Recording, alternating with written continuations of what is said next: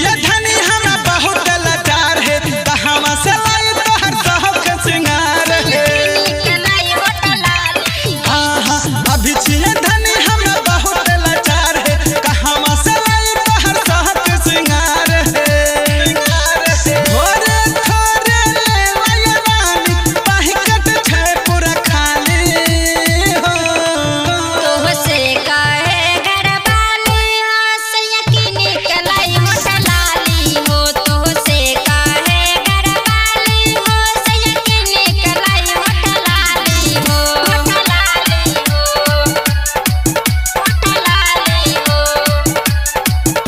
लागल छै खाटा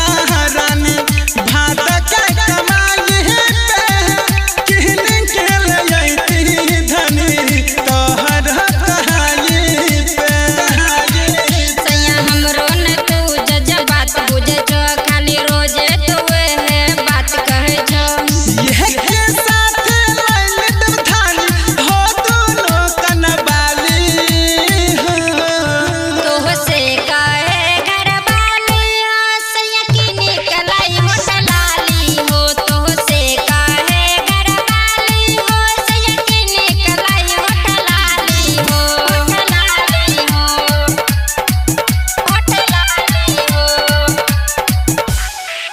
बात मान